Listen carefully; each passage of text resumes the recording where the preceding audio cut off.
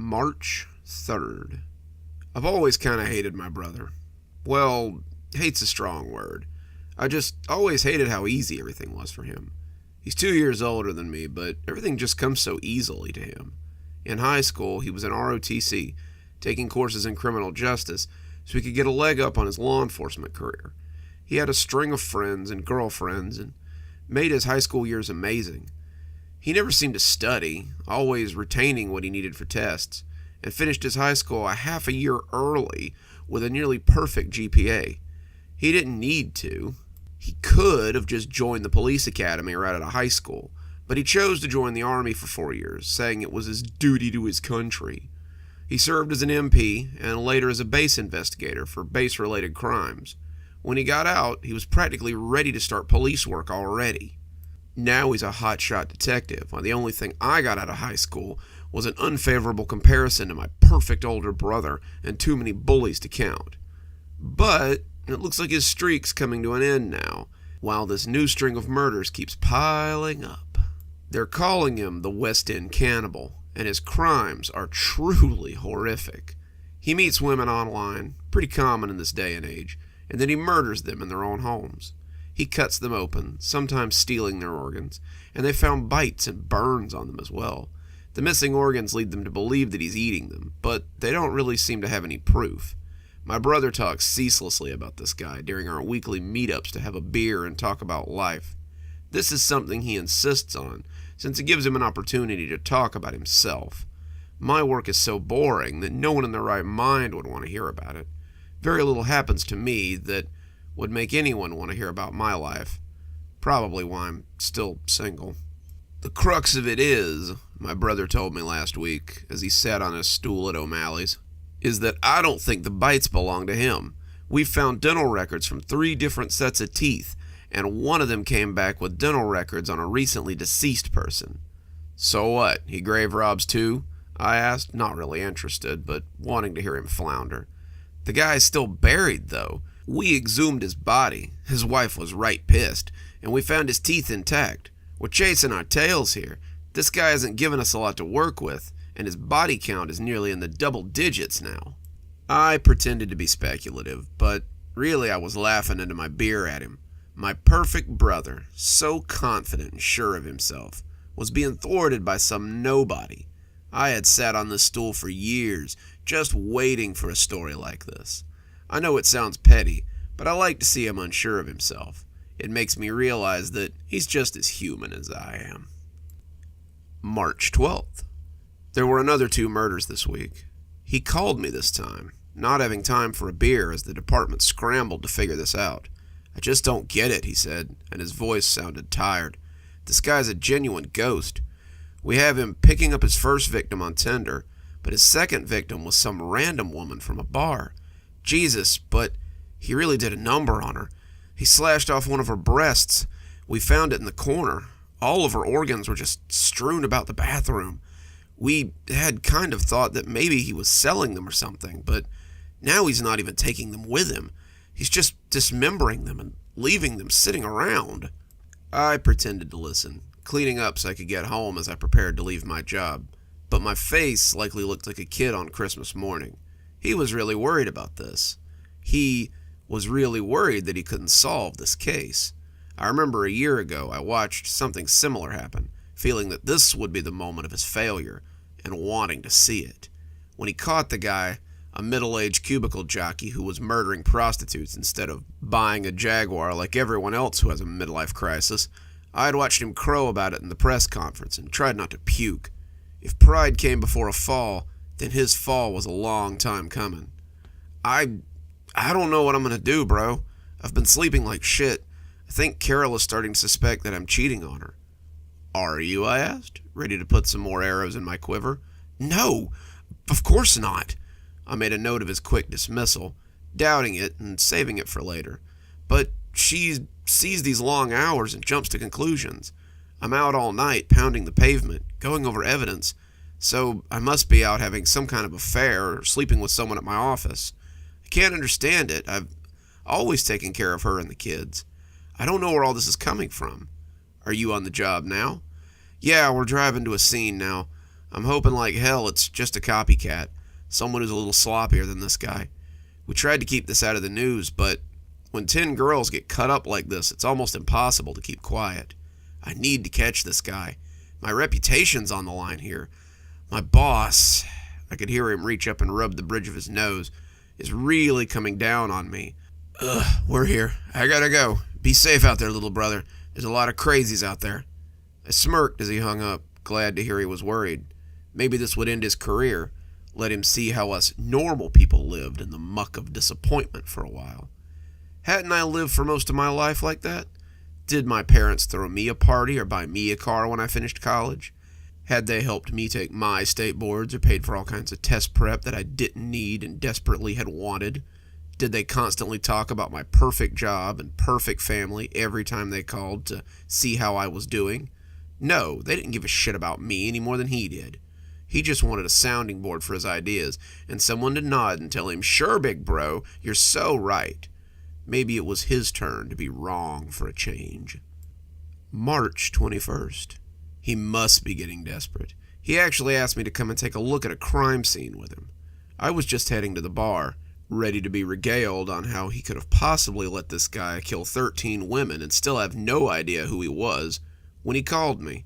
He sounded even more frantic this time. The lack of sleep was starting to catch up with him, I could tell, and he sounded like a cornered animal.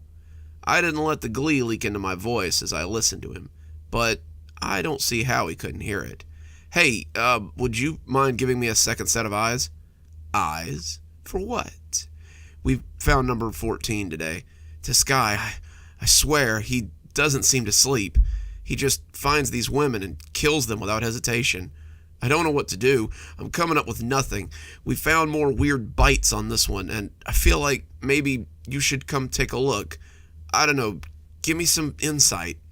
"Well, I'm no detective. I don't see how I could be of any help." "No, but you work at the mortuary. Maybe you can notice something on the body or notice something on the bites. All my guys are coming up with a blank here, bro. Anything you could tell me would be amazing." I contemplated telling him I was busy, but I thought better of it. Maybe I could help him out. Give him some insight. Wouldn't that just burn him righteously? He picked me up near my apartment, and we rode to the crime scene in silence.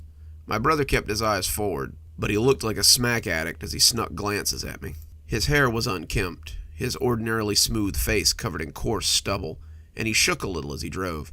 I assumed he was past coffee and he'd moved on to caffeine pills as he neared his 3rd week of dealing with these murders. What must Carol think of her husband now that he had completely fallen apart? When we pulled up to the motel, a dingy little place near the interstate, he put a hand on my arm before I got out and looked at me darkly. "I want to thank you for agreeing to this. It's pretty brutal in there. Nothing I'm sure you're not used to, though. I'm up against it, bro. I don't know what to do." And when he said it, he started crying. "I've never had it this hard. This guy, it's like he's playing with me. He's always one step ahead of me, and my investigators, I don't know what I'm going to do if I can't solve this case.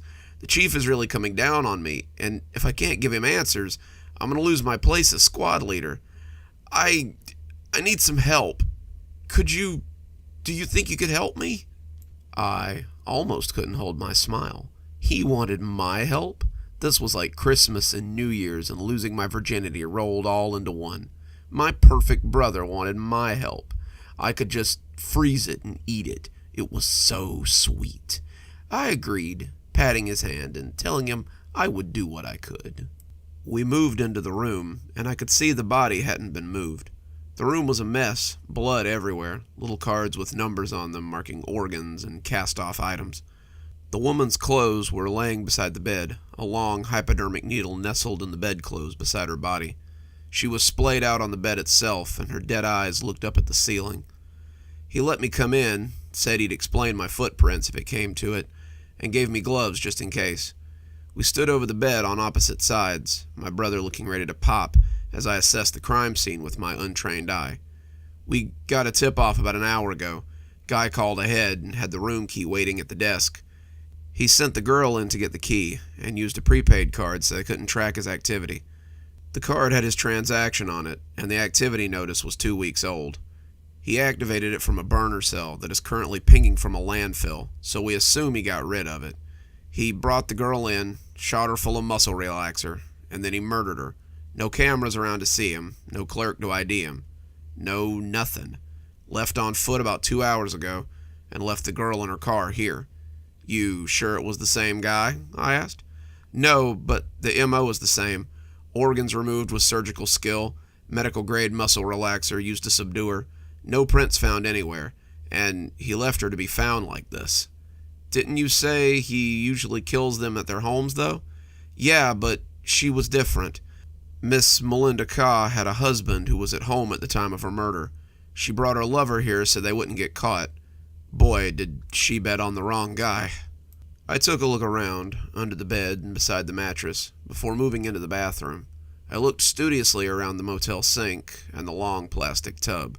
He'd deposited most of her organs into the sink, writing cheater on the glass in her blood before throwing her heart into the toilet.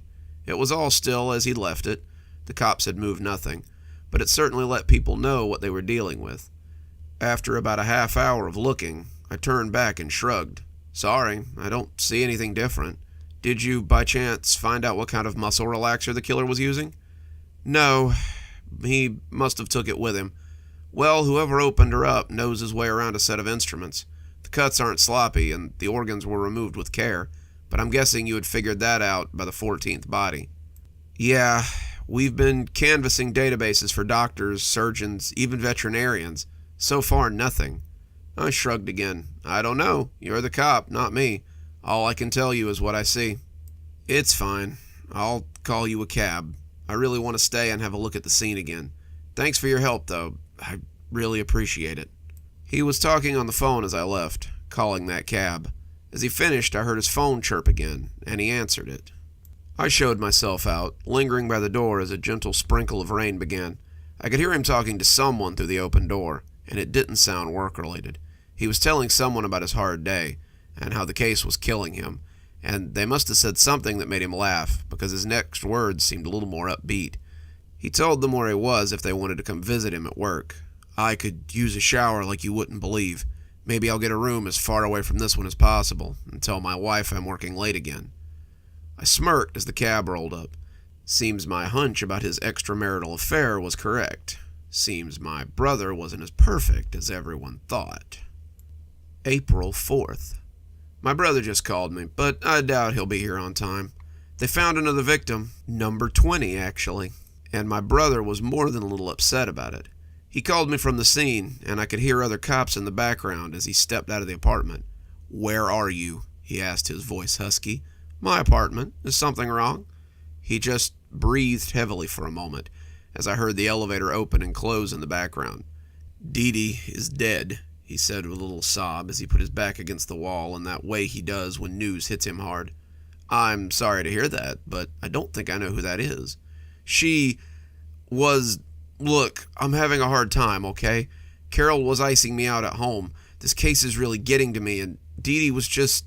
She was there for me, okay? I nodded, setting the box I was carrying onto my coffee table as I went back for another one. "So you were having an affair?" It wasn't a question. "Yeah," he said, sounding like I had wrung the omission out of him. "And now this killer you can't catch has caught her. Am I mistaken?" "Yeah, you have no idea how much effort it took to pretend like I didn't know her. I had to stand in that apartment, smelling her perfume, smelling her hot blood, and just... But I think I might have finally caught a lead." "Oh?" I set the box down next to the other one, feigning surprise. "I need you to stay where you are, okay? I want to talk to you about what I may or may not know. I need to talk to you before anyone else talks to you. Can you do that?" I smiled at the phone. "I'll be right here when you get here. Don't worry. I'm always here for you, big brother." He hung up then, and I tossed the phone into a corner somewhere as I arranged the boxes. I wouldn't need it anymore. The noose hung over the table like a surprised voyeur. Beneath it sat boxes of evidence, trinkets I'd taken from my victims, the scalpel I'd used to dissect them, and, of course, the vial of muscle relaxer I'd taken from the scene of the very crime he had asked me to come and have a look at. I know you'll read this, big brother, So I have to thank you for the tag-along on that one. I'd been absolutely certain that you were calling me to let me know you wanted me to come to the station that day. I had just noticed that the vial was missing. A vial with my name on it and everything.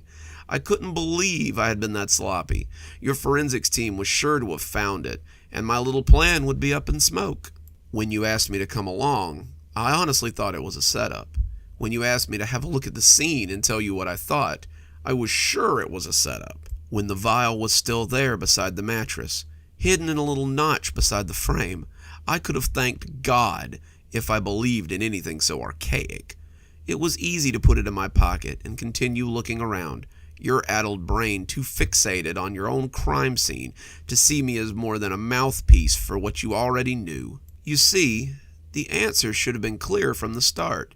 You checked the surgeons, the doctors, the veterinarians. That was a slap in the face, I can tell you.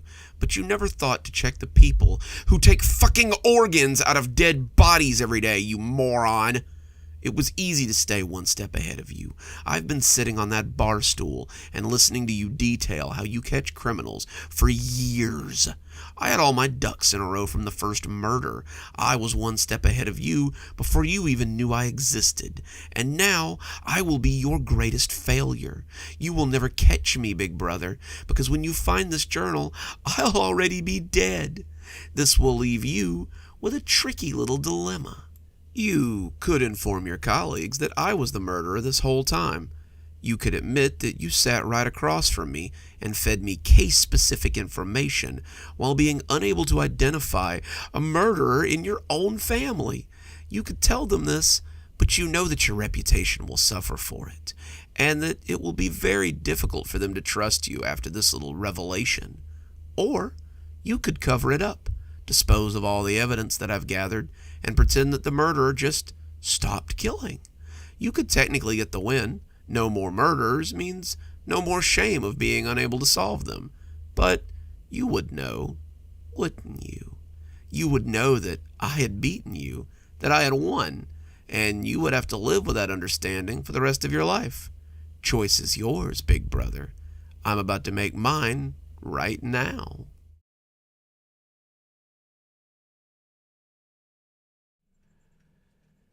Should have been an easy score. Rob an old man, leave without much fuss.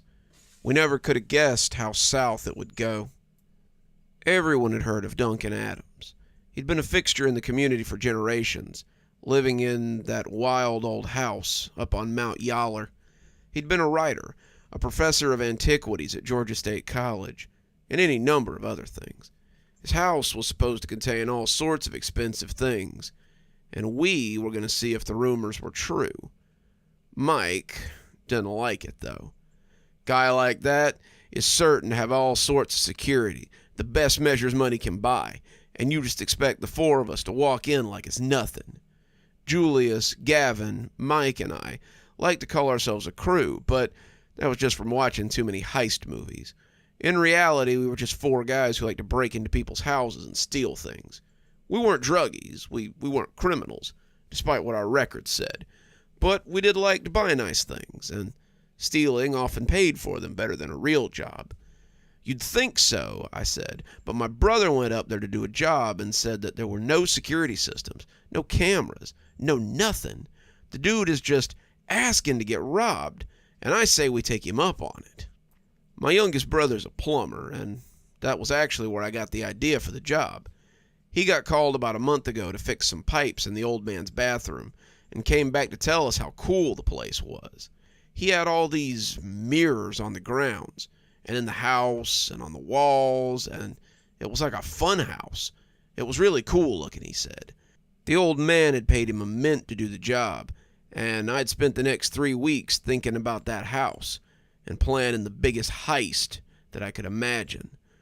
The plan is that we go in just after dark and jump the sidewall.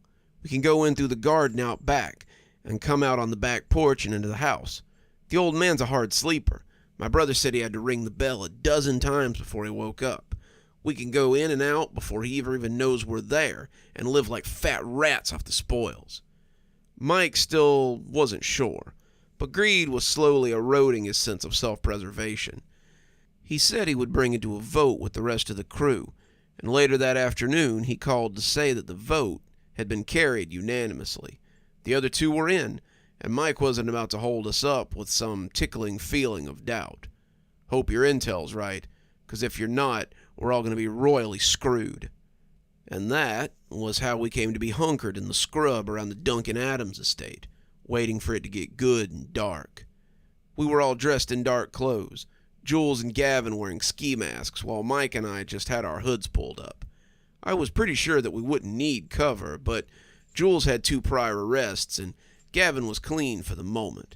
Both wanted to stay out of prison, if they could help it, and had opted to cover their faces. As the dark began to settle around us, we kept to the fence and prepared to vault over. It was just a simple concrete wall, no lights or cameras on the top. But Mike stopped before making a stirrup with his hands to point at a sign on the wall. You didn't say nothing about a dog.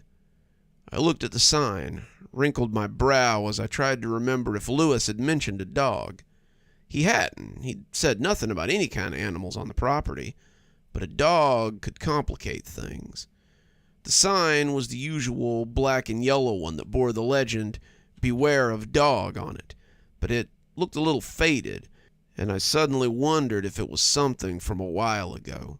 It's probably old. Lewis didn't say anything about a dog or a cat or anything to do with animals. Mike seemed unsure, but I doubled down. Tell you what, I'll go first and drop behind the gate. If there's a dog, it'll just tear me up, and I'll find some way to get out, or you guys can run. We'll only be out for the gas it took to get us here, and I'll have spent a night in jail, worst case scenario. Mike still looked unsure, but he made a stirrup with his hands, and I vaulted over the wall and landed in a well-kept backyard. It had been landscaped to look oriental, maybe Japanese or something, and there was a bridge over a little creek and a well-cared-for walkway that led to the back of the house. There was a sand pit with rocks in it, some trees cut to resemble bonsai trees, and several large reflective columns interspaced around. It was definitely different, but I liked it the longer I stood waiting to get mauled by a Rottweiler or a pit bull. "What do you see?" Mike whispered, as I scanned the area for a slobbering beast that was just waiting to strike. "Nothing. Well, not nothing, but no dog. Come on over. I think it's safe." They dropped over one at a time, Mike reaching back to pull Gavin over before landing himself. They all stared at the strange little garden, so alien in the twilight, and when no lights came on to mark them, and no dog came out to chase us away, we all sighed collectively. "Looks like there wasn't a dog after all," Julia said. "Or he's inside," Mike said skeptically. "Whatever. We'll cross that bridge when we come to it. We gotta get inside first," I reminded them, as we set off across the little garden path. It was a little eerie to walk across the shadowy garden with only the moon to guide us. The place seemed to be made of strange angles, and the reflective monoliths didn't help matters much. They were everywhere, a new one jutting up every 7 or 8 feet, and they played strange games in the moonlight. I would catch myself looking at them out of the corner of my eye, and more than once I had to turn and make sure something wasn't following us. The reflections created strange shadows, and I was sure I saw something dart out of sight before turning to find nothing and nowhere that it could have gone. "These things are weird," Julia said, keeping his voice pitched low. "I could swear I keep seeing something in them, but it's gone when I look." "Me too," Gavin said, sounding a little unnerved. "Eyes on the prize, boys," I reminded them, but I didn't sound as sure as I tried to convey. The backyard hadn't looked very big, but as we moved towards the house, it seemed to go on forever. We were staying low, trying not to draw attention to ourselves, but it seemed like we should have been there by now. Whenever I looked at the back porch, it always seemed to be about 50 feet away, and every step seemed to bring us no closer. "What the hell was that?" Gavin asked, and his voice was too high. Julia shushed him, whispering back, "What are you talking about?" "There it was again, right there, I saw it," Gavin said, pointing at one of the polished monoliths. I glanced at it, but it was just a flat reflection of the weird trees sitting on the back wall. "There's nothing there, Gav. Get it together, man. In a few hours, we'll be leaving with more loot than we can carry. Then you can freak out if you still want to." Gavin looked unsure, but he nodded and kept pace as we made our way through the collection of old trees and topiaries. He wasn't the only one getting a little nervous, though. I could see something in those reflections, too. Something I was beginning to think might be our dog. It was big. Way too big to go vanishing like it always seemed to. It was a mastiff or a wolf hybrid or something, and the longer we trekked through the garden, the closer it seemed to get to us. At first it was just curiously observing us, seeing what we were doing and enjoying its little game of startling us. As we neared the house, though, the game changed. Now it was getting closer to our group, weaving between the statues and plants, getting bigger as it stalked us. I still wasn't sure how it was doing that. The thing had to be nearly 5 feet tall on all fours, but it would disappear any time I turned to look behind me. I wondered if there was some sort of electrical gadget in these things, maybe a display mount to scare intruders, but when I looked right at the polished mirror front, I saw nothing but my own reflection and the larger-than-usual bonsai topiary behind me. I'd like to tell you that we made it to the house before things went sideways, but that's not true. Truth was, we never even saw the inside of the house. We came within about 10 feet of the back porch, a trip that seemed to take longer than it should have, when the purpose of the monoliths became apparent. We were hunched around some of the oddities of the garden, trying to get our nerve up before heading in. Gavin and I weren't the only ones that had been seeing things out of the corner of our eyes, and nerves were high as the goal came into view. Now the real work would begin, but we weren't sure what to expect from this funhouse garden. Would we be allowed to make it to the house? Would we be mowed down by some huge hound on our way to the porch? I didn't know, but suddenly this didn't seem like the easy score I had promised them. "Jules," I whispered, "go see if the back door is unlocked." "Why have I got to do it?" Jules asked, his nerves jangling a little. "'Cause you're the closest to the door. Just get up there and see." Jules looked at the house like it was the absolute last place he wanted to go, but greed still had its teeth in him. We could still make something of this, still come out okay, and he scampered up the porch steps with all the stealth he could muster. The doors were glass, fronting on a huge glassed-in kitchen, and when Jules reached out for the handle, he seemed as shocked as we were when it pulled down easily. Damn, guy's not even... But as he took his eyes off the glass, I saw something loom up behind him, something that made me tremble. It was the dog, a huge black hellhound with a gaping maw full of sharp teeth and piercing red eyes. It was behind the glass, and I thought for sure that it would jump through and bury Jules with its bulk. I started to yell, started to warn him, but when it leaned out of the glass and snapped its teeth around him, I was surprised by the lack of a crash. Jules looked surprised too, his shock absolute, and when the creature yanked him into the glass and out of sight, we were left in stunned silence, with only the crickets for company. "What the hell was that?" Gavin said, his voice trembling audibly. "I don't know," Mike said, his voice inches behind me as he inched away with every breath, "but I'm not sticking around to find out." He was off and running then, tearing back towards the wall we'd come over. He looked scared enough to jump it without any help, and when I called for him to stop, I winced as a light came on in the house. Great, we'd woken up the old man. Gavin saw the light and took a few steps back himself, but when Mike screamed suddenly, Gavin and I froze as we turned back to see what had happened. In the fleeting rays of the porch light, I saw Mike caught beneath the massive paws. It was coming from the surface of a polished square, and as the head emerged, the beast looked as big as a grizzly bear. The fur was wiry and stiff, something I believe they called brindled in the dog world, and its muzzle was already dripping with blood. It bent down over Mike, the poor guy screaming and thrashing as much as his smushed lungs would allow, and when it covered his head with its mouth, the crying and yelling was cut off abruptly. It took Mike's head with it, but was nice enough to leave the body behind as it disappeared into the polished surface of the brooding rectangle. Gavin and I just stood there for a minute, unsure of what to do. When the door to the back porch opened, we both got low as we tried to hide from whoever had come to check on the ruckus. "Who's there?" said a voice that had probably once been a little more impressive.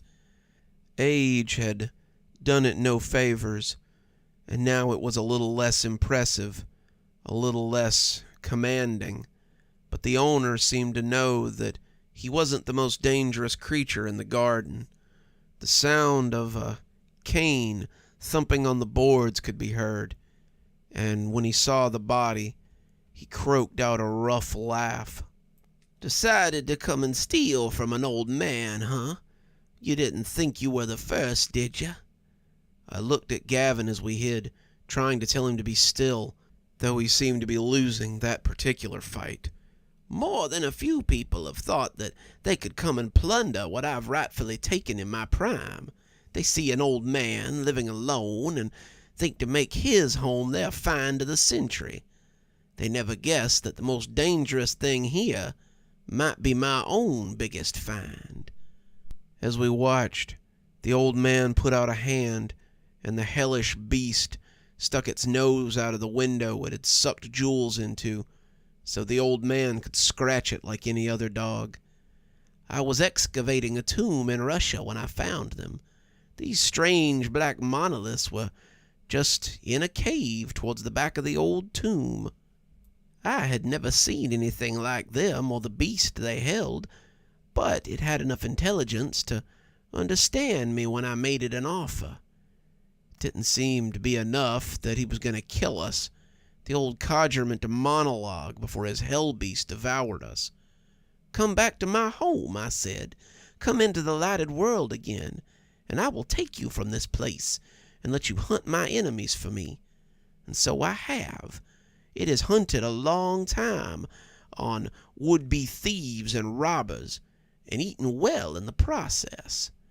You will be no different." Gavin looked at the back wall, a path that would take him over the unmoving corpse of Mike, and seemed to be trying to decide if it was worth the risk. I shook my head at him, trying to tell him not to, but when he suddenly sprinted across the lawn, I found myself right behind him. I could no more stop myself from fleeing in my terror than he could, and we dodged around the monoliths at every opportunity.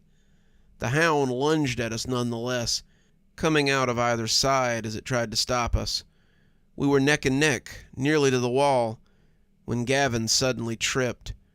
I looked back and found that Gavin's foot was stuck in a trap too devilish to escape.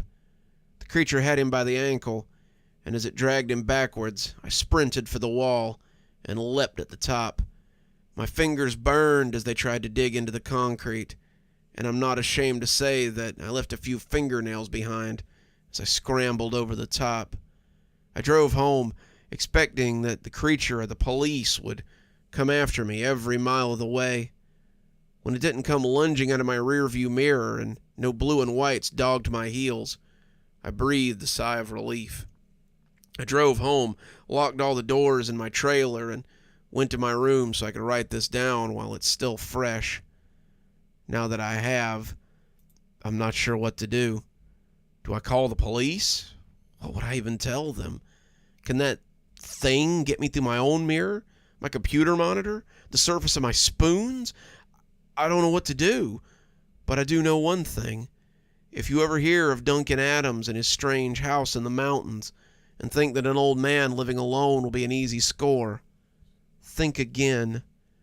The dog that he has can't be bribed with treats and pets, and all you'll have from that place is death for you and anyone who comes along with you.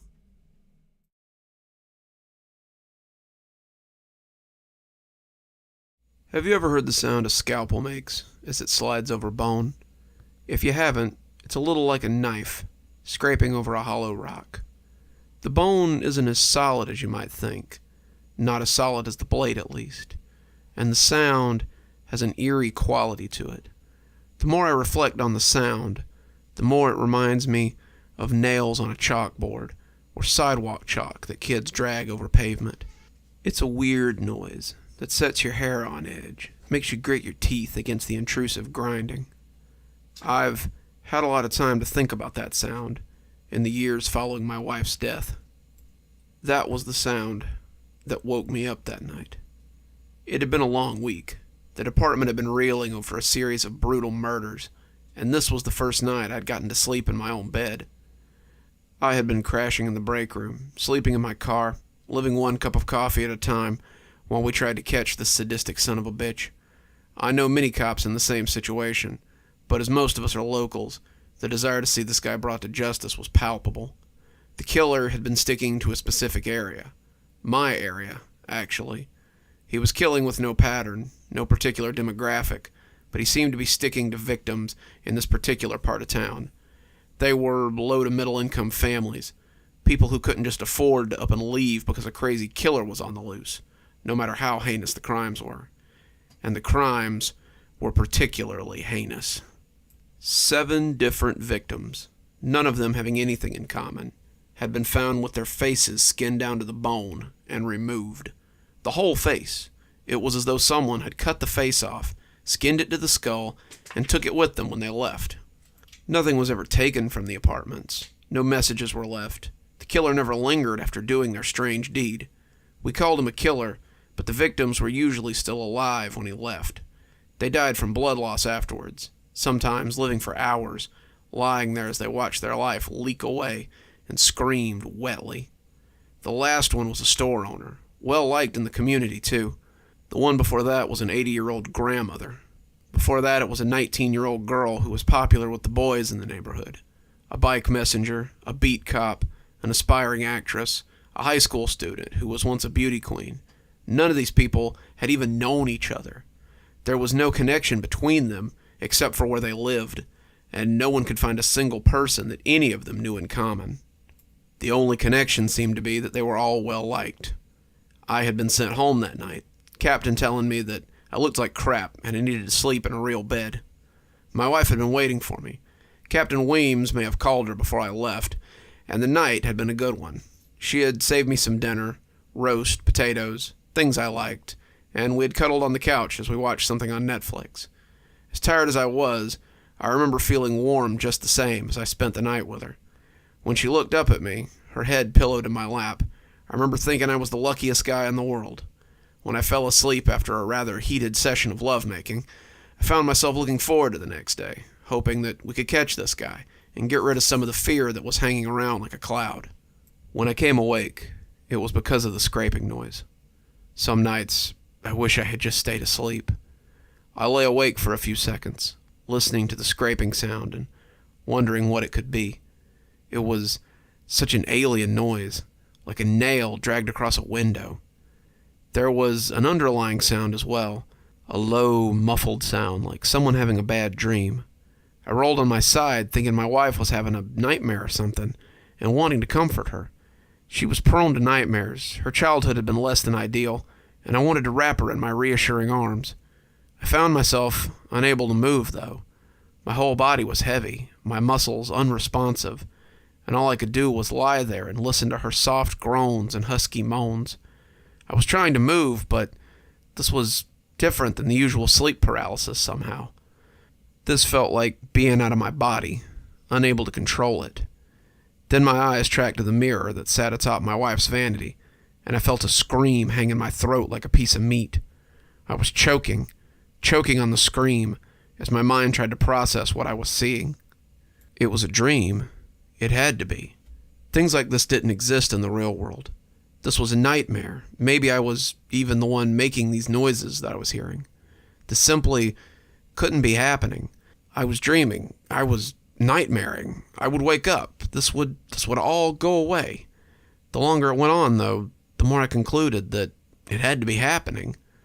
The thing reflected in the mirror was nearly 7 feet tall. It crouched in the bedroom, leaning over my wife, as it slid one long finger over her face. Its head was large, like a big gray baby doll head, with the face covered by a grotesque mask that looked plastered on. There was a spread of red around the mask's corners, and it looked stretched and frayed as it lay pancaked across the creature's face. The creature's body was gray, long and disproportionately slim, on a pair of spindly legs that disappeared below the corner of the bed. What interested me most, however, were the long gray arms that ended in pointy fingers. Fingers he was currently sliding over my wife's face. He was tracing that long finger along the same track, again and again, and I could just see a trickle of blood sliding down one of her cheeks as I watched helplessly. I could see a trench working its way through the skin, the blood beginning to run more freely as he went. His eyes, his overly expressive blue eyes, followed the finger's path as he worked, and I tried with all I had to break out of whatever held me. The too big head looked up from its work, and I realized I was shaking a bit as I watched him. His hand stretched out, impossibly long, and one of those claws came to rest in my ear. It was cold and wet, like a fish that's been plucked from a stream. Suddenly, my shuddering stopped, and I realized why I couldn't move. This thing had done something to me, had done something to my wife. I was forced to lay there and watch as he went about his work. The process was not quick. Whatever tool he had at the end of his wrist was dull indeed. He had to make the circuit for nearly an hour and a half, and my wife's muffled cries were beginning to become more pitiful. The blood was really coming down now, pooling on the bed and turning the white sheet a deep red. I saw my wife starting to shudder, thinking she might come out of it. He touched her with one of those claws, though, putting the tip in her ear, and she went still again. I was going to have to watch as he took her face off. At some point, I think I realized that. All the realizing in the world, though, wouldn't prepare me for it. Finally, after what felt like days, he pulled the finger back and bent over her. He brought both hands up, 10 scalpel fingers peeling the face I had loved so much from her too white skull. That's the other sound I'll never forget. The sound of my wife's face being peeled away sounds like nothing so much as Velcro separating. I saw it in the murky glass as it came free.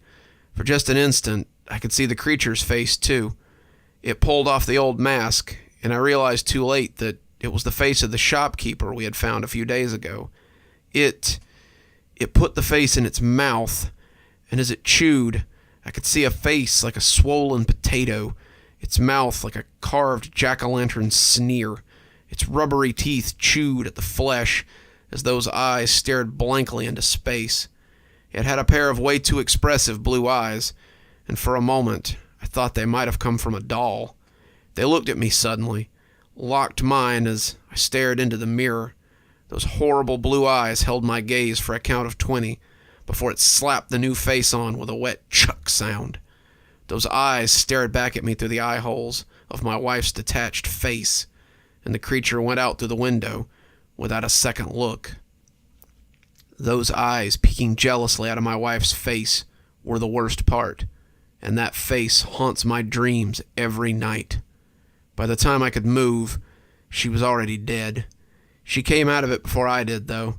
She lay on the bed, gasping wetly and calling for me. I didn't know if she could see me. Did her eyes still work? She passed out a few times as she tried to turn her head, finally just laying in her own blood and calling for me softly. She wanted me to save her, wanted me to wake her up from this nightmare.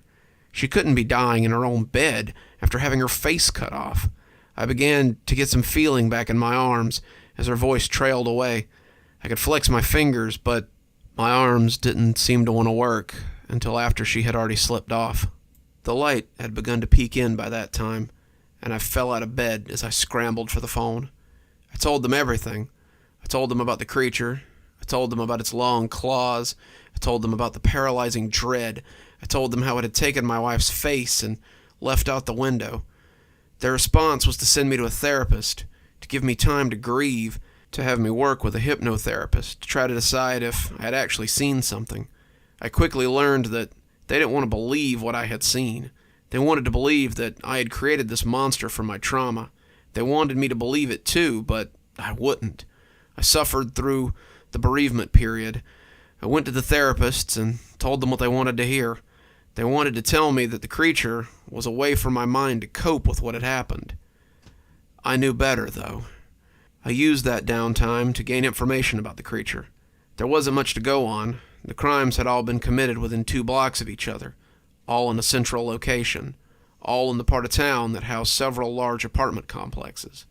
I asked around, seeing if anyone had seen anything like it, but I got very few answers.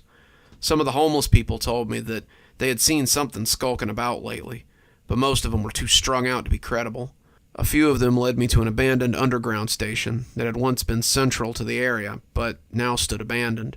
The homeless didn't stay there anymore, and if they did, they stayed there forever, or so they told me. After a month of bereavement, I came back with the information I had compiled. I was ready to hand it to the chief, but I returned to a very different environment. No one believed that I'd seen a monster steal my wife's face. I began to hear rumbles around the station that I was a suspect now.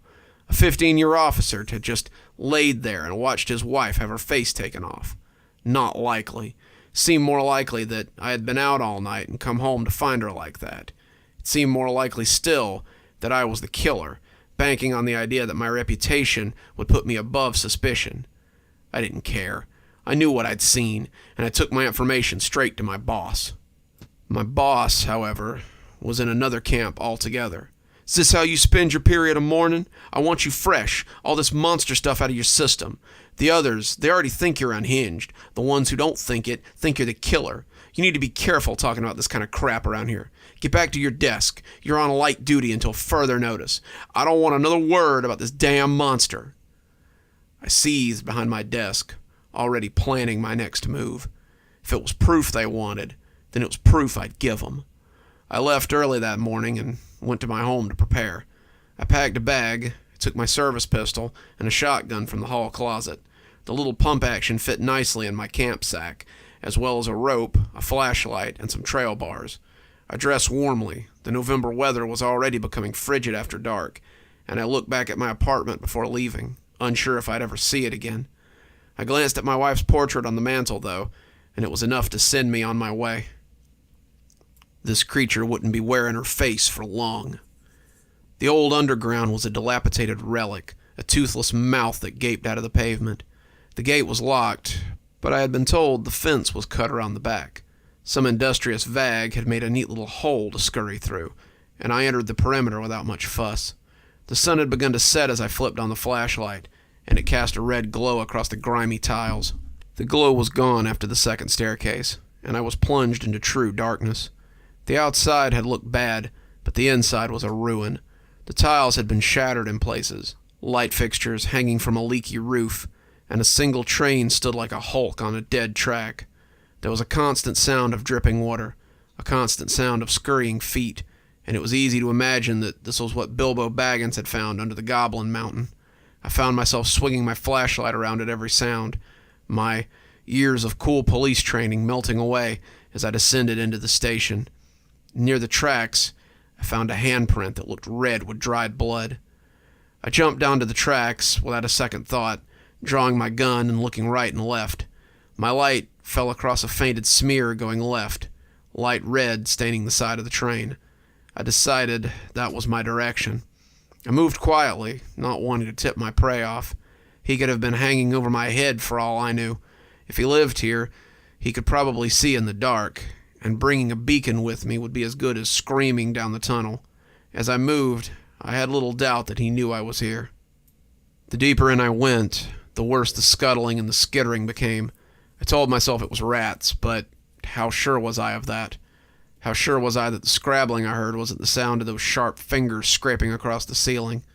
How sure was I that that scrabbling was the sound of those equally long toes that I had never seen, gripping the pavement and moving his body along in a quiet scuttle. As I took another corner, I could swear that something big moved just out of my flashlight beam. I held it there for a count of 20 before turning away and continuing down the tunnel.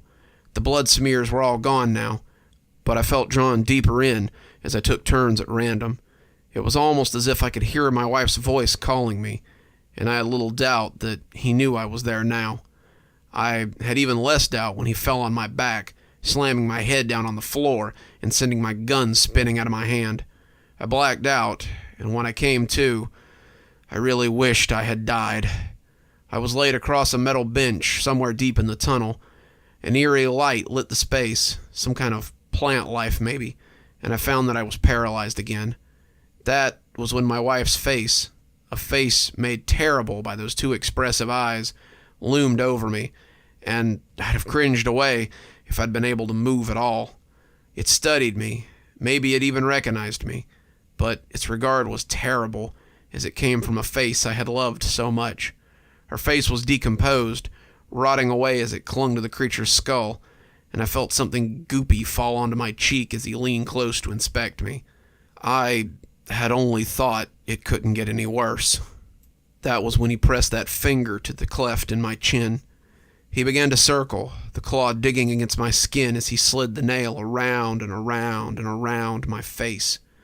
It didn't hurt at first. At first, it was little more than a discomfort, and I began to wonder how long he had been carving at my wife before I woke up. I stared at him, and he stared back, those baby blue eyes boring into me. His eyes were mesmerizing, terrifying, as they held unwaveringly still. As the minutes stretched into hours, I began to feel my face heating up. It was subtle at first, just a little warmth around my chin and forehead, but as the circling finger went round and round and round, I felt like someone was holding a lighter on my skin. I would have screamed, my flesh becoming seared, but I couldn't move, and my horror was trapped in my throat. I started to feel the blood as it slid down my cheek. First, it was just a trickle, a damp line or two, but soon it ran in rivulets. Soon I could feel my flesh parting from my skull. Soon I could feel that sizzling heat as it cut my skin, and I felt as though I might pass out. I had to. I must black out from this shock. There was no way that everyone was awake as he cut their living face from their body. It was impossible. It was sick. It was... He pulled the finger back suddenly, and I realized with real horror what was about to happen. All 10 fingers gripped my flesh, and I tried to pull away. Maybe I could still make it to a hospital. They could fix me. They could make this right. There was no way he was going to take my face. This wasn't how it was supposed to go. It wasn't supposed to... He gripped my face, and I heard that same Velcro ripping as my own skin came free of my skull. Then he devoured my wife's face as I watched, and slapped my own across the gore-soaked canvas that was his lumpy head. He hooted then, hooted and cried in a strange, unknowable language. He turned to a deeper tunnel and cried out in pure pleasure as he fulfilled whatever ritual he was performing, whatever dark spell he needed these faces for. I hoped he would let me go now. I had lost a lot of blood, but maybe I could still get some medical attention. I felt groggy, but when I heard something struggling out of the depths of the tunnel, I felt something heavy settle into my guts. What fresh hell was this? Out of the darkness, lit only by whatever phosphorescence dwelled down here, came a hulking thing that slid on long gray limbs. It was spider-like, a massive gray blob that pulled itself along on something like tentacles. Each of them ended in the same hooked fingers as the creature. It lowered its equally mushy face to the creature, taking in the face he now wore, and I heard something speak in a voice made of broken glass. Does it please oo, mother? Do I please oo, mother? It cried, and that voice was full of hope and terrible longing. The gray creature leaned in, seemed to contemplate for a long moment before it opened its shapeless mouth and whispered a single horrible word in a language like snakes crawling across my naked face. Ugly. Then it pulled itself back into the depths, and I heard the creature sobbing as it fell to its gray knees and wept. Then, suddenly I was running. My mind had set itself to autopilot, and my body and mind just couldn't take it anymore. Myself pushed against this thing in its terrible need, and my body propelled itself away before this knowledge could do my brain lasting harm.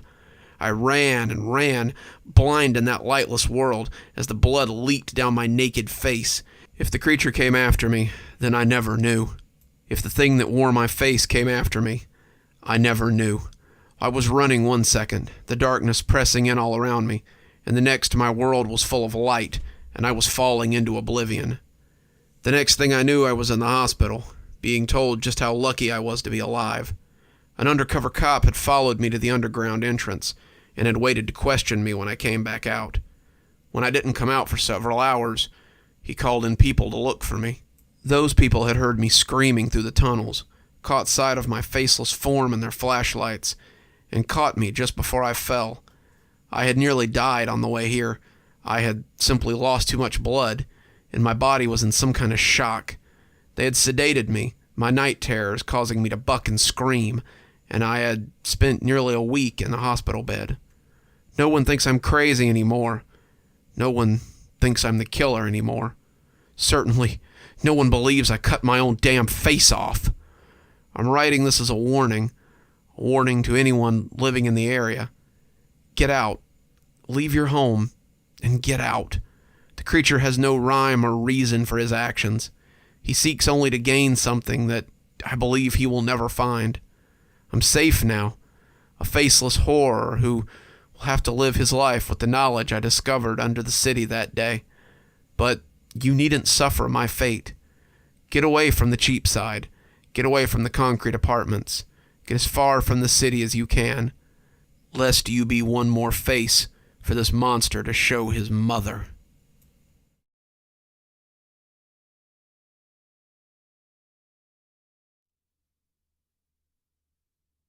Mr. Fuller.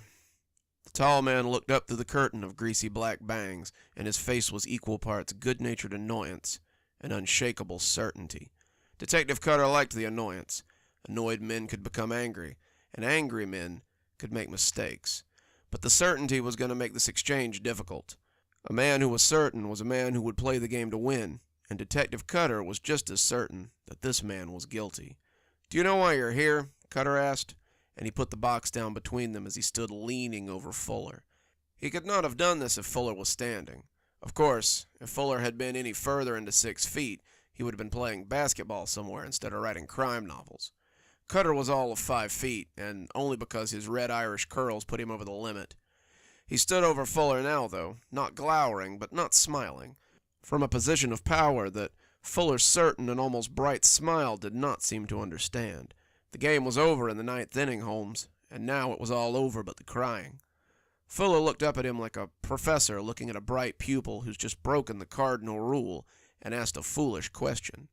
"Don't you know?" he asked in a deep, cultured voice that made Cutter want to start slapping him. "I assumed that you must have after 2 officers came to my office to collect me." "Collect you?" Cutter snorted. "Mr. Fuller, you were arrested, Mirandized, and placed in an interrogation room. I'd say that's about as far from collected as it gets." "Come on, Officer Cutter. We both know that if you could charge me with anything, we wouldn't be here having this little chat right now." Cutter grabbed the chair next to him and spun it so he could lean against the back as he sat. It was a distinctly juvenile posture, but he accepted it as he settled in for the long match. He was tired, bone weary from chasing this guy's shadow for the last 3 weeks, and he'd be damned if he'd let him slip away now. Marcus Fuller was going to answer for these murders if he had to sit here all week, and Cutter was settling in for the long run. My captain likes you for this. Hell, I like you for this, and we have solid evidence that if you didn't pull the trigger yourself, then you know who did. Fuller just rolled his eyes. And why would I want to commit murder? I'm a very successful writer with 2 Sunday Times bestseller noir awards. I live very comfortably, and I could easily retire from writing after my next book and maintain that comfort for the rest of my life. Why would I jeopardize that by killing prostitutes and thugs? Let's talk about that prostitute, shall we? Cutter said as he reached into the box and took a thick manila envelope out. He flipped it open onto 2 pictures of a pretty brunette in her early 40s.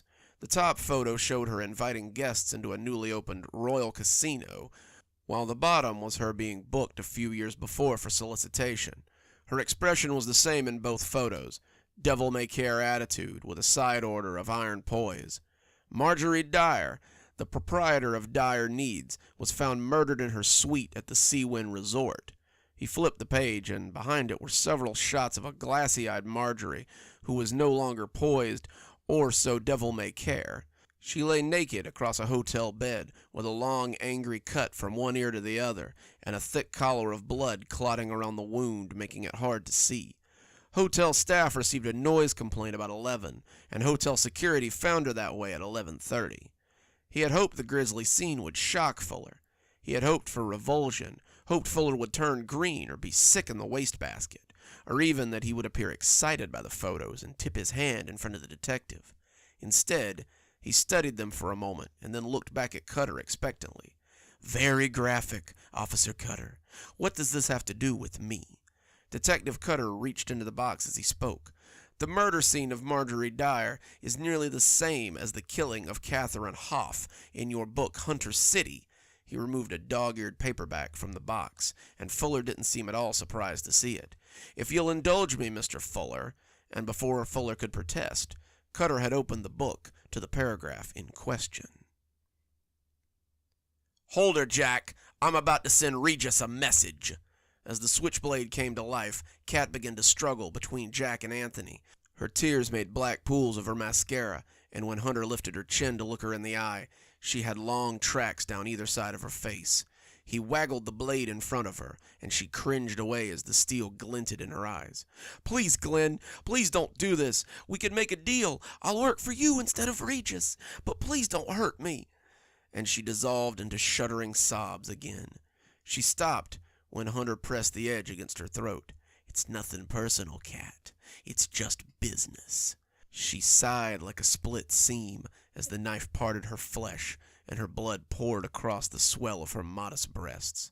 When Hunter's gentleman released her, she fell back onto the bed with a kind of boneless grace. Hunter only spared her a final glance before he strode into the hall and left her alone in his makeshift abattoir. Fuller indulged him as he read, and when Cutter finished, he only sat expectantly. What do you make of that, Mr. Fuller? Cutter asked, when it seemed Fuller would not break the silence. Seems like a fan of my work decided to reenact some of his favorite scenes. As I told you the first time you came snooping around my office, I was at a charity event that night. 12 people will corroborate that I was present until well past midnight. So unless I'm under arrest for writing a compelling crime drama, are you familiar with the murder of Gerald and Jamal Smith, Mr. Fuller? Cutter cut him off mid-sentence. Men like Fuller hated to be cut off, and he felt confident that the act would unnerve him. It didn't. I'm afraid I'm not, Fuller said, crossing his arms and appraising Detective Cutter with light disapproval. They were hired muscle for Selectman Kane, a local crime boss in the area, all 3 of whom also bear a striking resemblance to Boyle, Barker, and Regis Angel from Hunter Street. Fuller rolled his eyes and sighed deeply in his throat. Do tell. Both Gerald and Jamal were visiting a tavern below Kane's office when their drinks were spiked with rohypnol. Both were large men, Mr. Fuller, and both had a lot of experience with guns, as did Boyle and Barker. Boyle and Barker, as you recall, were drugged by Glenn Hunter before he assailed the home of Regis Angel. Both sets were shot on the stairs as they tried to return to their boss. Their nerves dulled. They were easy prey for both Glenn Hunter and our current mystery killer. Then, of course, there's the nature of Selectman Kane's death. "Let me guess," said Fuller. "Drowned in the bath?" Cutter flipped through the file and settled it back on the table. "Close. Drowned in the sink." The photos were of a man in his late 50s, lying face up in a utility sink. His shoulders had been forced down into the wide basin, and his face was a spiderweb of cuts and scratches where the faucet had battered him. One of his eyes bulged grotesquely, as the other stared glassily at the photographer. Fuller looked at this with no more interest than he had the others, and when he looked up, his eyes questioned Cutter on what he hoped to accomplish. He didn't catch Selectman Kane in the bath. He was forced to improvise by drowning him in a utility sink. Kane fought, but forensics says his attacker finally broke his back and forced him down into the utility sink to properly drown him. That's not from one of my books, Officer Cutter, as well you know. No, but Hunter did drown Regis in a bathtub after killing his bodyguards in a stairwell. I got the passage somewhere here. He removed his copy of Hunter Street from the box as well. He turned to the back and saw Fuller wince as he bent the pages back to read the highlighted paragraph. That's more of a reaction than he had given to the entire photo album, Cutter thought, as his eyes found the spot. Hunter watched as Wagner's eyes went wide as he pushed through the bathroom door. Wagner reached for the gun in his jacket, but the little silenced pistol in Hunter's hand woofed softly. He felt the angry burn as the acoustics of the bathroom turned the Rise of the Valkyries into a cover for the loud, wet slap of the body as it hit the floor. Hunter entered the small door between the bathroom and the washroom unnoticed. As he pushed the large form of Regis Angel under the water, he was rewarded with total surprise. The old man was still quite strong, and had it not been for the surprise of the attack and the slippery bathtub in which he was lounging, Hunter thought that he would have been in for a real fight. As he drowned him, he bent over him so he could watch the life leave his eyes. If you watch a powerful man draw his last breath, some of his spirit will be transferred to you, boy. His grandfather had told him this 1,000 times if he'd told him once. As the struggling stopped and the great shadow of Regis Angel left the world, however, Hunter felt little save the deep sense of satisfaction and a staggering sense of loss. "You're reaching, Detective," Fuller scoffed, but Cutter noticed the change in title, and it seemed a victory, if a small one. "He was drowned on his back, Mr. Fuller, which leads us to believe his attacker wanted to watch him die." "Which supports the theory of a copycat," Fuller barked, pushing up from his seat to glower at Cutter. "Just because you beat this dead horse over and over again, Detective, does not mean it's going to give you anything but... Your third book was a bit of a disappointment, wouldn't you say, Mr. Fuller?" That shut him right up. He stopped mid-sentence and goggled at Cutter, as if he couldn't believe what he'd just heard. If Fuller wanted to play the copycat game, Cutter was ready to drop his final bit of damning evidence. He was more than happy to let Fuller back himself into the corner first, though. Fuller blew out a long breath. "I don't see how that's relevant at all to your case." "A dozen rewrites, not well received by the fans, and the reception at the ending was bad enough that you had to write a fourth book and turn the Hunter trilogy into a Hunter quartet. That had to sting a little, wouldn't you say?" That was a decision I made on my own," he snapped, but Cutter didn't care. He had this guy, and he knew it. The first two pieces were only appetizers, and after he served up the main course, he'd be more than happy to give this guy his just desserts.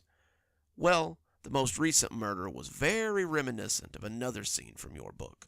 "Oh, please do tell. Someone kill a big stupid brute on the street with a machine gun? Poison a congressman? Maybe slit a whore up the..." Cutter threw down an open folder and watched the pompous prick deflate like an old balloon. "We had to request the manuscript from his secretary when we found out you had written a fourth novel. She was so distraught that she sent it over immediately. This, Mr. Fuller, is the reason you're here." Fuller looked far more unsettled by these photos than anything else that day.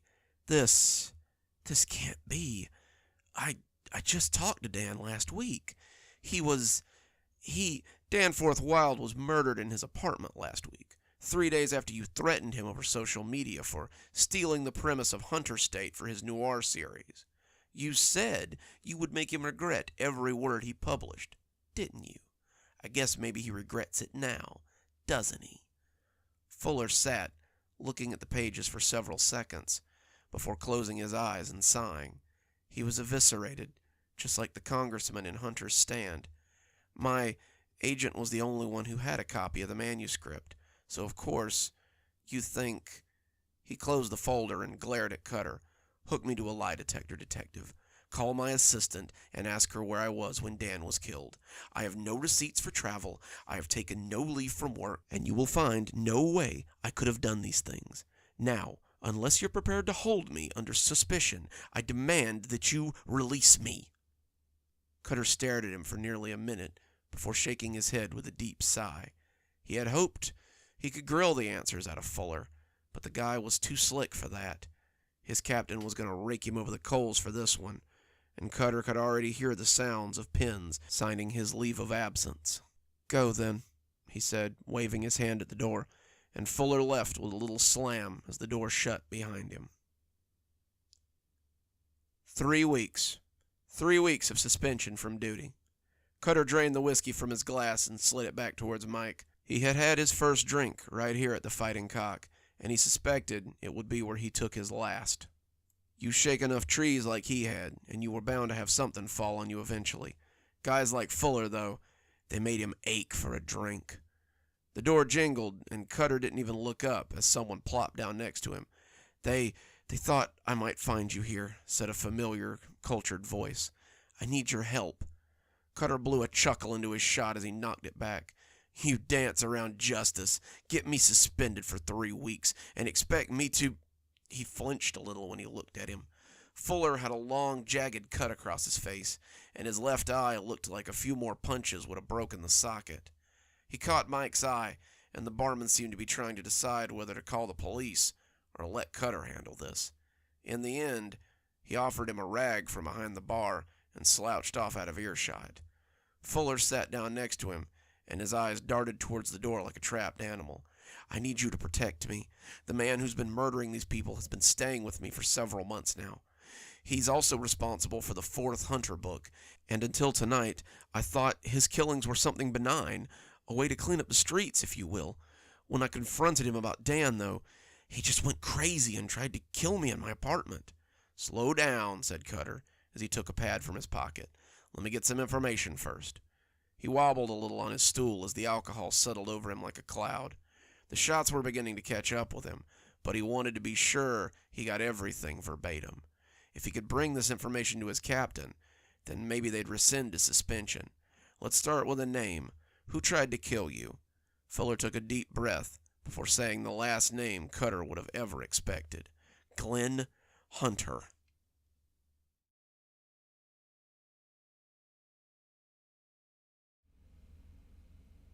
When the box arrived, Emily was thrilled. She'd been waiting for this particular package since March, and at long last it was here. Emily had been trying to get into one of these cold case box services for a while.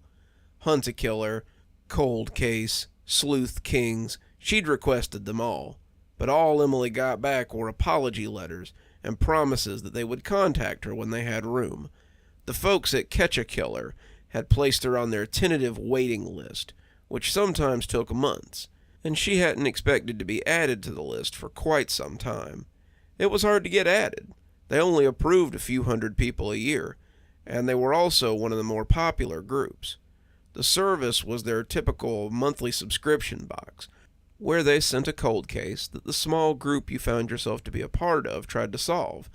They would send clues a few at a time, a slow drip of evidence that would lead the group to the end conclusion, and they would follow the trail to a predictable end. As she brought the box inside, Emily felt giddy with anticipation. However, some of it was tempered when she stopped to look at the box. The label said "To Catch a Killer," but the address label was torn off, and the box looked a little bit funny. If this was their way of creating ambience, then Emily felt they'd done a great job. The box was battered and dirty, the clear tape around it looking thick and yellow. and the letters were pieced together out of newspaper clippings. It was a nice touch, if not a little cliché. The letter inside was no exception.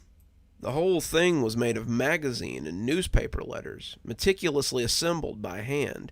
At least, it appeared as such. Emily couldn't imagine how much time this had taken, whoever had put it together, especially if they had to build more than a few of them. Emily had to applaud their commitment, but it wasn't something that seemed feasible long term. She would be surprised if this level of detail persisted, and took the note out of the box so she could read it. This is the case of the West End Tooth Fairy. He has a kill count of around 26 and was most prominent between 2019 and 2022. His first victim was Miss Mary Klein, a retired teacher who lived alone. It took the police almost 4 years to place her as his victim, only then because his pattern began to surface. She was stabbed 15 times, most of them in the chest, and a smile was carved across her mouth from ear to ear. No forensic evidence was discovered at the scene, no sign of forced entry, and she was left in her favorite chair in the living room. No one was charged with her death, and only one item was ever reported missing from the victim: the bottom and top plate of her dentures. Emily read it over a few times, but couldn't figure out what she was supposed to be looking for. This was less of a case file and more of a story.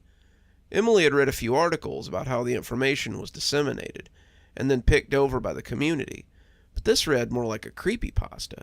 She wondered if this might be one of those things where a group member got a different piece of the puzzle, but that was another point of confusion as she looked through the box. As she looked, Emily saw a plastic baggie with a pair of pliers inside. She took them out hesitantly, the red around the teeth of the pliers looking pretty convincing. Emily gave the box a once-over, finding them a pretty good prop for the price of the box service. Once the pliers and the note were out, though, the box was empty. There was no group code or information on getting up with the rest of your team, and after a thorough search, she found nothing. Emily shrugged, not too upset about it. They had probably just forgotten to add it, and she figured that a quick trip to the internet would get her in contact with her group. She was still excited about her quick admittance to the group, and hopped on the site to see what she could find. A little while later, Emily closed her laptop with a huff of frustration. She had checked every group, but no one was following the Tooth Fairy case. No one seemed to know what she was talking about either, and it was starting to make her wonder. Maybe the others would sign up soon. Maybe she had gotten her box a little too early.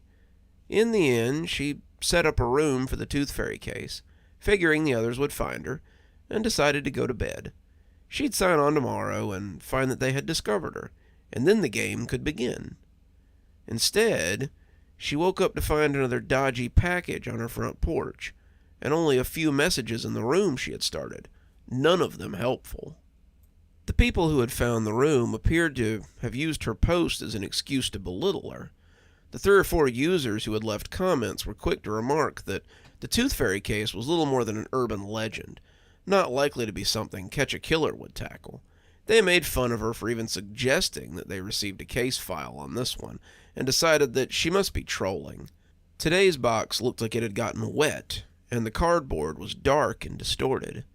Emily huffed and deleted their comments, setting the box on the table as she cleared her own inbox. This was what she got for asking for help on the internet.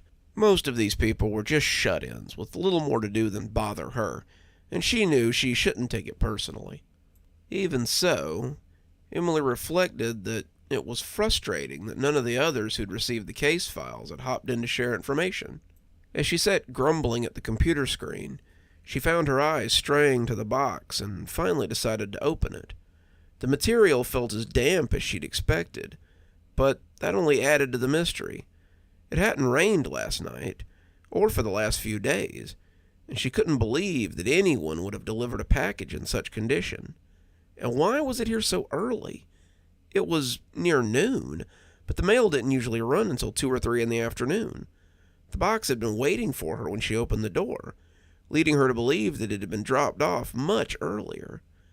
Inside the box was another of those strange notes, the letter made of magazine clippings, and an envelope that she thought might contain pictures. His next victims were the Hughes children, Mary, Shelley, and Clark, ages 12, 10, and 8, respectively.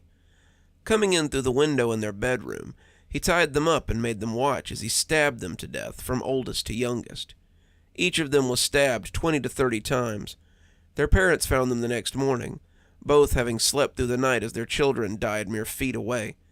The oldest child was found to have her lower canines removed, the middle child her bottom incisors, and the youngest was missing his bottom premolars. The teeth were believed to have been taken as a trophy, and that was when the police began calling him the Tooth Fairy, though the press wouldn't start using it until much later. As she took out the pictures, Emily felt her blood run cold as she flipped the top back.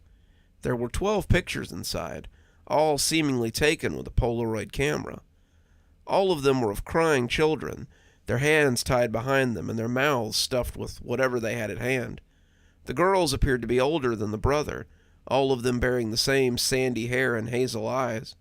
And as the pictures carried on, Emily could see the fearful children becoming broken children.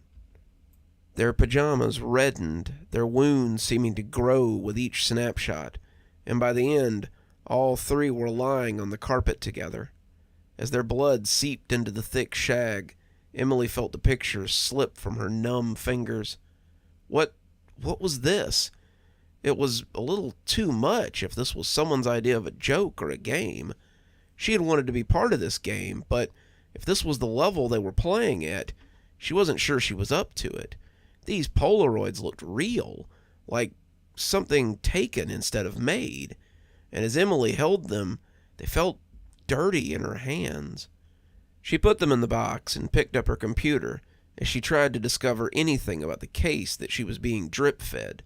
This was the second box she'd received that felt more like a love letter to the killer and less like a case file. There were no clues to follow, no breadcrumbs to lead her to an outcome, just harrowing stories to listen to that ultimately didn't tell her anything. If this was how it was, she really needed to see if anyone else had received the clues she was failing to find. The forum offered more veiled insults, and Emily huffed as she closed the laptop. With no words from the admin and no help forthcoming from her fellow investigators, she couldn't do much but speculate. In the end, she dumped the contents of the box into the first one and threw the new box away. When her eyes kept darting over to it as it sat on the top layer of the garbage can, she pulled it out and took it to the outside garbage. She couldn't stand the way it seemed to be watching her, and as she came back up the front steps of the porch, she stopped in her tracks as she saw the last thing she expected to see. Another cardboard box, covered in old yellow tape, was on her welcome mat, sitting like a steaming pile of fresh foreboding. Emily looked around, suddenly not feeling so safe standing in front of her own house. How had she missed it? It hadn't just appeared between her leaving her front door and putting the box in the garbage can. It had taken a matter of minutes, 2 or 3 at the most, and someone would have had to place the box quickly and quietly in order to get it here in the interim. Someone like a serial killer who stole people's teeth and kept them as trophies. Emily shook the thought off and reached down to pick up the box. She must have just missed it on the way out, must have stepped right over it, but that didn't stop her from locking the deadbolt and throwing the chain across the door. She took the box to the dining room table, but it would be quite a while before she found the courage to open it. She looked at it as she cleaned her house, returning to it a few times throughout the day. She didn't want to open it, was honestly afraid of what might be in it, but it still hung over her like an omen. As fearful as she was, it was a very tantalizing mystery, and Emily loved a good mystery. As the sun went down and the shadows grew tall in her living room, Emily was helpless to stop herself from ripping off the tape. The box had the same wet, warped look the other one had borne, and as the tape came off, Emily was greeted by yet another handmade note, and a long metal tool that made her grit her teeth. It was an ice pick, and someone had clearly used it roughly. The end was dented, the metal flowering up around the point of impact. The tip was malformed, that angry exclamation almost as damaged as the butt end, and it helped the red paint find its way into the porous metal that sought to drink it up. It worked its way into the crevices, and the dark red made the tool all the more grotesque. The fourth victim was Dr. Reynolds of the Norvis Free Clinic. Posing as a homeless man, he came in before operating hours and killed the good doctor before his staff could arrive. The Tooth Fairy had chosen Dr. Reynolds carefully, the two bearing a striking resemblance. It was easy for him to pose as Dr. Reynolds and continue to see patients. The next 12 victims were homeless people at the clinic, people he invited to come in after hours. The cause of death for all was the same as Dr. Reynolds, a single puncture wound to the side of the neck. From these victims, the Tooth Fairy completed his collection of bottom teeth. She added the pick to the box of other things before slipping it into the hall closet and going to sit in her room. Suddenly, the living room was a little too open, the windows too exposed for Emily's taste. She sat in bed, trying not to think about the boxes or the mystery that surrounded them. The more of them she received, the more she had to remind herself that this was just something cooked up by the company. It became harder and harder to justify to herself, though, as the contents became more graphic. She had read a lot of forum posts before signing up, and none of this seemed like the experiences she had read about. The cases were spooky sometimes, but there was always a group of people to help you solve them.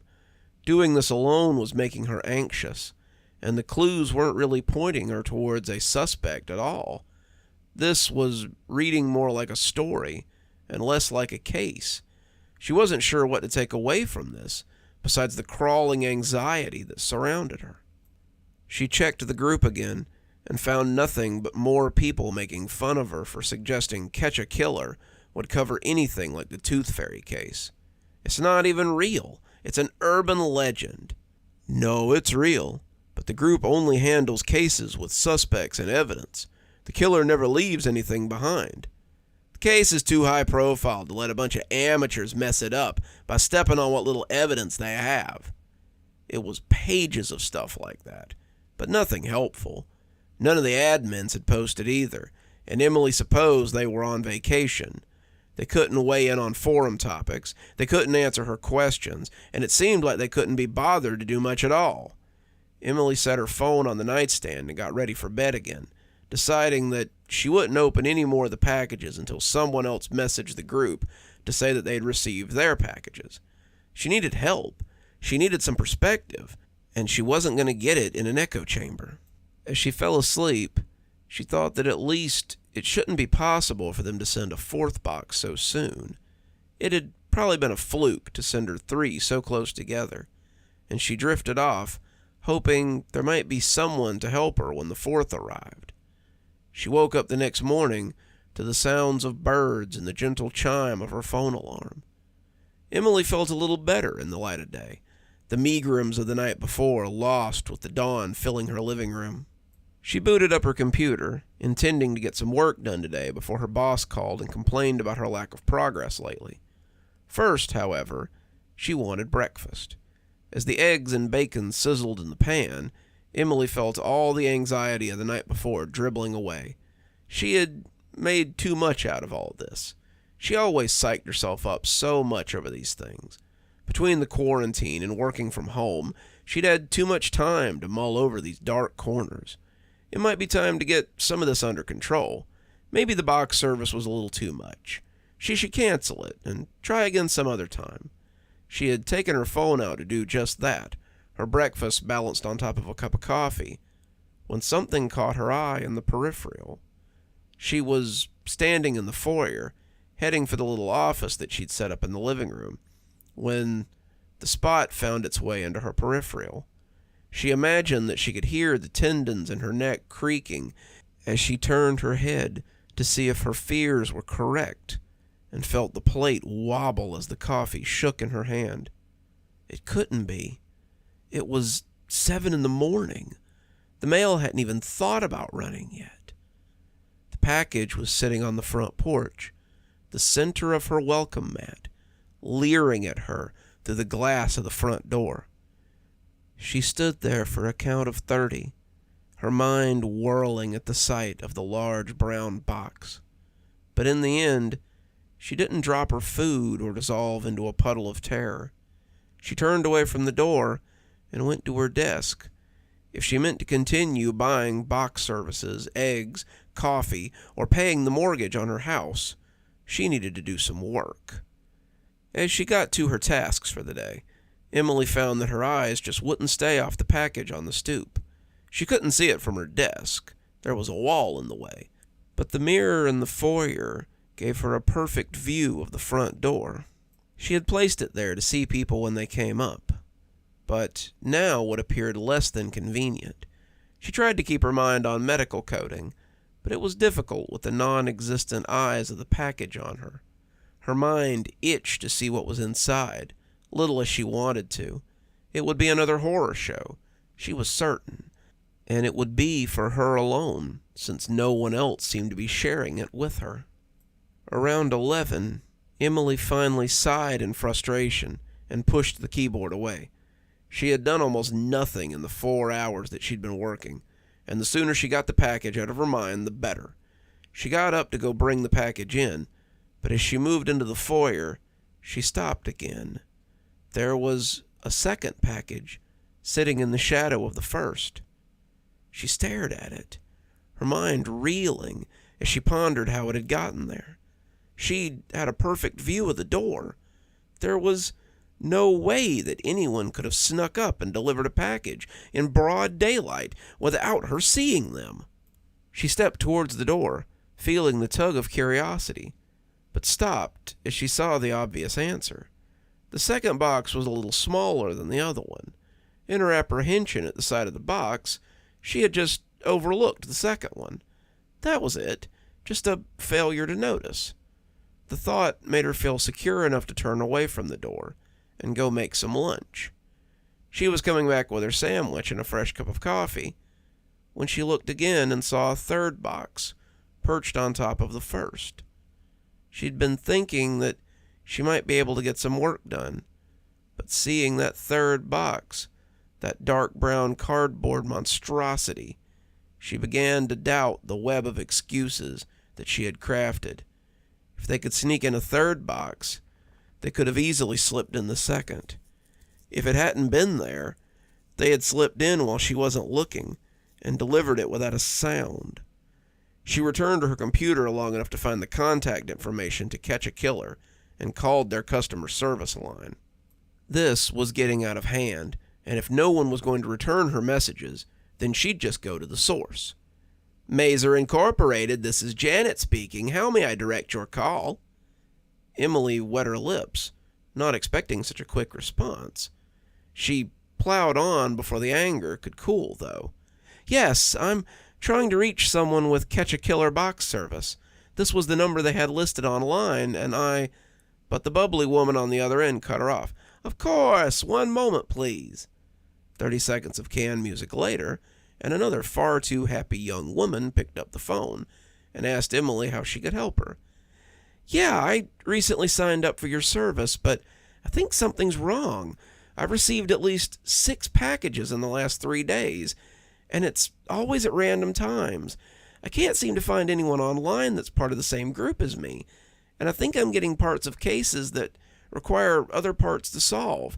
The level of detail is really impressive on the boxes, but the volume is a little creepy. I think I'd either like to be put in another group or just cancel the service altogether, please. The woman and I seed through the whole conversation, and the background sound of keys clacking made Emily grit her teeth. I'm terribly sorry you're dissatisfied with our service, ma'am. You can absolutely have a refund, and I'll cancel your service. Feel free to keep the materials you've already received for your trouble. Do you know which case file you're assigned to? It's the Tooth Fairy case. The clicking abruptly stopped. "You must be mistaken, ma'am. That's not a case we offer at this time. Not one we plan to offer in the future, either." Emily had been pacing, but stopped as the woman's words fell on her like a piano. "That's the information I've been getting in the mail. All the boxes contain these little handmade letters and pictures and descriptions of murders. Let me get your information, ma'am. I'll see what group we have you assigned to." Emily gave her the info she'd filled in on the website, and after a few minutes of clicking, she could swear she heard the woman's teeth grinding together. "I'm sorry, ma'am, but you aren't on our client list. You're on our tentative approval list, but we haven't taken your payment for the current cycle of case files." Emily stopped in the foyer, glancing fitfully out the front door as she tried to make sense of all of this. There was a fourth box on top of the other one, and as the golden afternoon set over the house, she felt a chill creep up her spine. "What does that mean?" she whispered, not daring to speak too loudly. "It means that whoever's sending you those packages isn't anyone from our office." Emily was speechless, and as the woman called to her from the other end of the phone, she let it slip out of her hand and tumble to the hardwood. Emily wanted to call the police, but her curiosity was piqued. It was the same curiosity that had led her to sign up for the service in the first place, but now it had led her into a mystery that she hadn't been prepared for. As she wrapped her hand around the doorknob, she knew that there was no going back. If she looked in those boxes, if she cut the tape and saw what lay inside, she'd never be able to go back again. She opened the door, poking her head out like a groundhog from his hole. She expected something to be waiting out there for her, but the porch was empty except for the boxes. She juggled the four of them into her arms and brought them inside, closing the door and twisting the deadbolt before taking them to her bedroom. She left the phone in the foyer, taking all the boxes and locking herself behind her bedroom door. Spilling them onto her bed, she wondered what order she would open them in. Looking at them again, though, she realized each was numbered with a quick squirt of magic marker. Taking the largest, the one with the childish 4 on it, she strained a little at the weight of it. Something rumbled angrily inside, and as she slid her penknife over the tape, she was unsurprised to find a roofing hammer inside. Like the chisel, the head was spattered with a deep red stain, and the tines on the end were likewise painted. What had the third box said? His victims had been killed by blunt force trauma to the base of the skull. After seeing the pictures of the children, she doubted he could contain himself from cutting and slicing them after the fact. He'd wanted to kill them quickly before they could give him away, but he still wanted the thrill of slicing them up. The note inside was quite illuminating. His next 3 victims were an odd fellow looking to have some teeth extracted, a census taker that he suspected might be working for the police, and the private detective that ultimately caused him to abandon the free clinic. The detective had a friend in the local police force, a friend whom he'd told before heading to investigate the rumors of missing people at the clinic. The tooth fairy avoided the raid meant to catch him and added 6 more teeth to his collection. From the old man, he took the front incisors. From the census taker, the 2 top incisors next to them. Finally, from the nosy investigator, he took the top canines and left on a bus as the police raided his hunting ground. She paused before opening the 5th. Had she heard a sound in the living room? She wanted to check, but the knife made such a satisfying sound on the tape as she opened it. Inside was a business card for someone named Carol Barner. The legend beneath proclaimed her to be a webmaster from Mazer Inc., and Emily suspected that she already knew what the note would tell her, how easy it had been for the packages to arrive at her house, almost like someone had her name and address. She thought again that she'd heard a noise from the living room, the breaking of glass or the crunch of a boot crushing something fragile. It might even been the breaking of a phone, as someone stepped on it after she'd carelessly left it in the foyer. She read the note quickly, wondering how much time she had left. His next victim was Carol Barner. Carol was selected at random, a crime of convenience that turned out to be very helpful. Carol was his neighbor, someone who worked from home as the pandemic raged. Carol liked to work late into the night, and her keyboard was so very loud. He had tried to be good, tried to lay low for a while as he settled into a new town, but the clack, clack, clacking was driving him mad. One night, as he watched 2 o'clock roll by with no reprieve, he took the continued noise as a sign from above. He broke into her apartment, and she never even noticed over the sound of her keyboard until it stopped tapping forever. In doing so, he discovered what it was she'd been working on, and found a way to finish his work without the hassle of finding more victims. He discovered the database that she'd been tapping away at, and after taking her premolars, he set to work. Her hands shook as she opened the next box, the knife threatening to cut her as it jittered over the adhesive. She could hear him as he moved through the house, being less than quiet as he yanked open doors and cabinets. He knew where she was. He had to, but it was all the thrill for him. He wanted her good and scared before he went about his business, and Emily had to still her hands as she read the note that lay atop the flyer for Catch a Killer, the flyer with the red stain distorting the K in killer and made it run like a wound. His next 8 victims were just everyday crime junkies, people who loved to research and speculate from the comfort of their home. He had a large pool to choose from, and it was easy to select those who wouldn't be missed or would take time to be discovered. Glenn Howell was a freelance coder with a passion for cold cases. Linda Merrill was a divorced housewife whose children had flown the nest, leaving her plenty of time to consume her true crime content. Courtney Powell and Linda Kane were roommates, and it was a wonder the 15 cats in their apartment hadn't got them before he did. John Boyd, Claire Keene, Reagan Summers, Casey Greer, they all took the bait and became true crime content all their own. Each kill swelled the legend of the Tooth Fairy. Each added another name to his tally, and each gave him another piece of the puzzle. As the police searched for him, looking for anything that could discover his identity, the Tooth Fairy found the last piece he needed, his final victim. The knob rattled, turning slowly as it hit the lock. Whoever was on the other side didn't kick, didn't yell, didn't fret. He knew they had all night. He knew she had nowhere to go, since there were no windows in her room, and there was no escape except through the door that he was now standing in front of. No one was going to come for her, and it was just the two of them until matters were resolved. He had to get inside anyway. Emily had all his tools.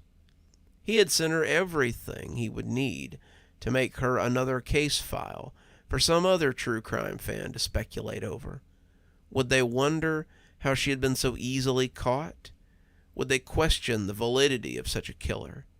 Maybe the sheer idiocy of it all would help cement the legend of the Tooth Fairy into something told around campfires and under blankets as flashlights lit ghostly faces.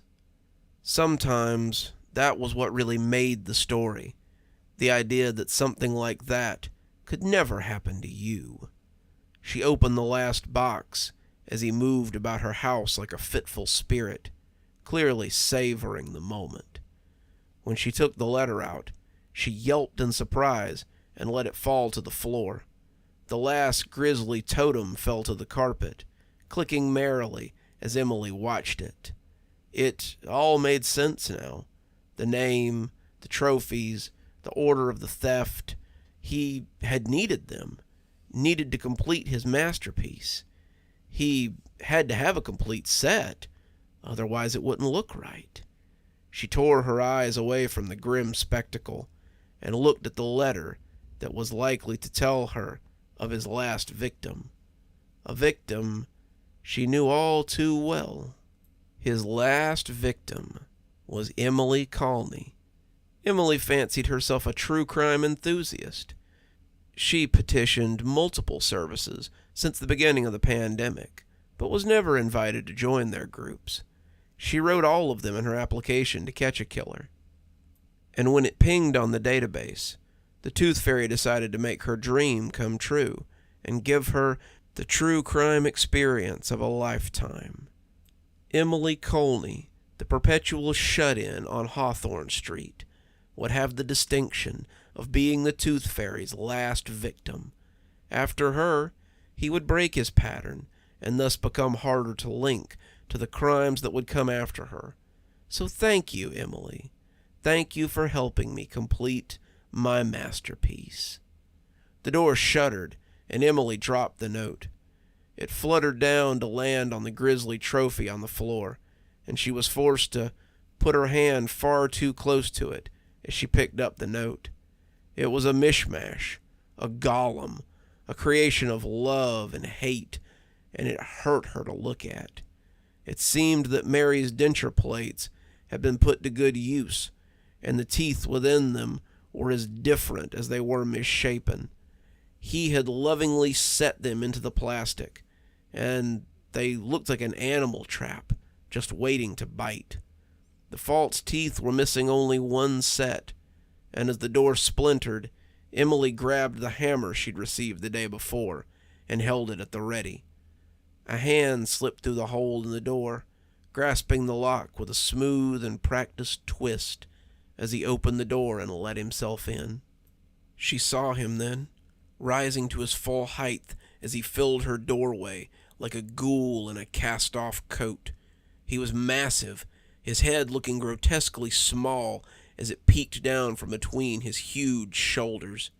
She felt the hammer slip from her hand as the smell of him wafted over her, the aroma of dirt, campfires, old chemicals, and ancient blood.